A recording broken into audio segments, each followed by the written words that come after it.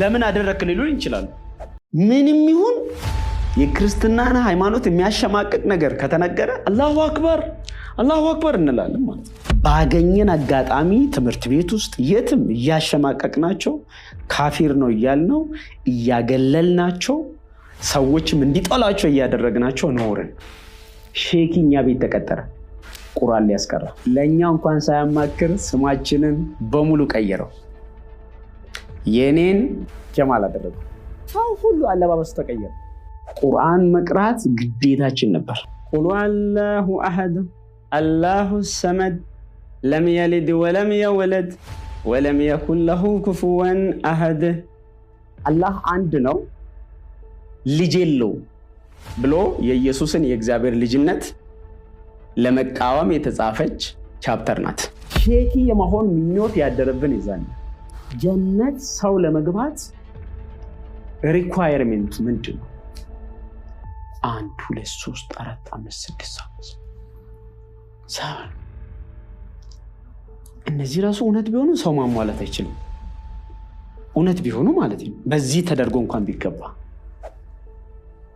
ከዛ ሌላኛውን ሼክ ደግሞ እንጠይቃለን። አላሁ አለም አላህ ነው የሚያውቀው። ምን የምናውቀው ነገር የለም። ነብዩ ራሱ በእኔም ላይ በእናንተም ላይ የምፈረደውን አላቅም ብሏል። ከዛ በቃ እሺ ሆነ ማለት ነው። መስጊድ የመበጥበጥ ደረጃ ጋር ደረሰ። የታሰርኩትም በዚህ ኬዝ ነው። ታሰር በአንድ መዝገብ 3 ሰው ነን የተከሰስነው። አይናቸው እኔ ላይ ነበር የወደቀው። ከእስልምና ተስፋ ቆርጫለሁ። ያኔ የነበረኝ ሼኪ ኢማም የመስጊድ መሪ የእስልምና ሜቢ ስኮላር ሊባል ይችላል አሁን በማውቀው ቋንቋ አይነት ምኞት የነበረኝ ሰው ምኞት የተቀየረ እገልሃለሁ አለ። ከዛ በኋላ ጭልጥ ብዬ ዓለምን ዋኘው ማለት ነው። ፈርዖንን አጎብድጄ ያገለገልኩት። ይሄንን አማማ ይሄንን ቪዲዮ የሚመለከቱ ሙስሊሞች ለምን አደረክ ሊሉን ይችላሉ። አሉ ነው ኢየሱስን ባላገኝ ኖሮ ብዬ ማሰፈራለሁ። በጣም አስፈሪ።